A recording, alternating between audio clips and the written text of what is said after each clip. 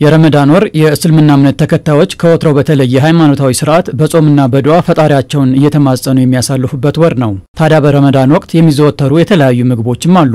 ሾርባ፣ ሰምቡሳና ቴምር የረመዳን ምግባዊ ትዕምርቶች ናቸው ማለት ይቻላል። በተለይ ረመዳንና ቴምር አይነጣጠሉም። ቴምር በረመዳን ወቅት ለማፍጠሪያነት ከሚጠቅሙ የፍራፍሬ አይነቶች አንዱና ዋነኛው ነው። ከዚህም ባለፈ ቴምር በሳይንሱም ለጤና በረከት ጠቀሜታዎች እንዳሉት የዘርፉ ባለሙያዎች ያነሳሉ። በጣም ጠቃሚ ከምንላቸው የምግብ አይነቶች ውስጥ ነው የሚገኘው።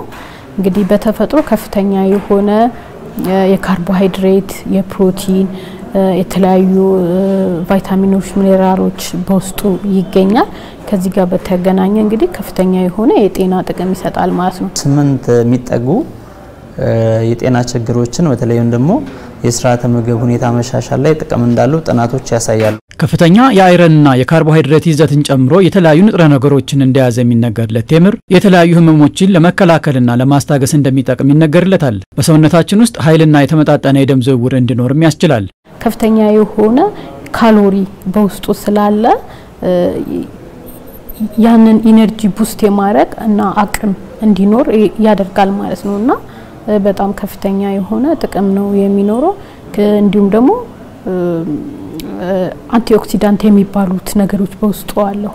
እሱ ደግሞ ያው ለተለያዩ በሽታዎች ተጋላጭ እንዳንሆን የሚያደርገን ነው ማለት ነውና ቴምር ሃይማኖታዊ እንትኑ እንዳለ ሆኖ ግን ከኒውትሪሽን አንፃር ደግሞ በጣም ኒውትሪሽስ ከሚባሉ ምግቦች ውስጥ የሚመደብ ነው ማለት ነው። የሆድ ድርቀት እንዳይኖር ከሚከላከሉ የምግብ አይነቶች አንዱ ነው። ይሄ አንዱ ለዛ ጥቅም የሚሰጥበት ሁኔታ አለ። ሌላው የምግብ መፈጨትንም ያፋጥናል። አንዱ ጥቅሙ እሱ ነው። ሌላኛው እዚህ ጋር እንግዲህ የምናየው በተለይ ተላላፊ ያልሆኑ በሽታዎችንም ልብ ህመምንም የመሳሰሉ ነገሮችንም ከመከላከል አንፃር የራሱ የሆነ ጥቅም አለው። ሌላው ከፍተኛ የሆነ የኃይል ምንጭ ግሉኮዝ ወይም ደግሞ ኢነርጂ ኮንቴንቱ ሃይ ነው። ታዲያ ቴምርን አዘውትሮ መጠቀም መሰል የጤና ችግሮችን ለማስተካከል ከመጥቀሙ ባለፈ የሰውነታችንን የነርቭ ስርዓት ጤናማ ለማድረግ ያግዛል ይላሉ ባለሙያዎቹ። ሰውነታችን ውስጥ የተጠራቀሙ ቆሻሻ ቅሪት ነገሮች እንዲወገዱ የሚያደርግ ነውና ለምሳሌ በ100 ግራም ውስጥ ወደ 277 ኪሎ ካሎሪ አለው ለምሳሌ ማለት ነው። ውስጡ ፕሮቲን አለው፣ ፖታሺየም አለው፣ ካልሲየም አለው።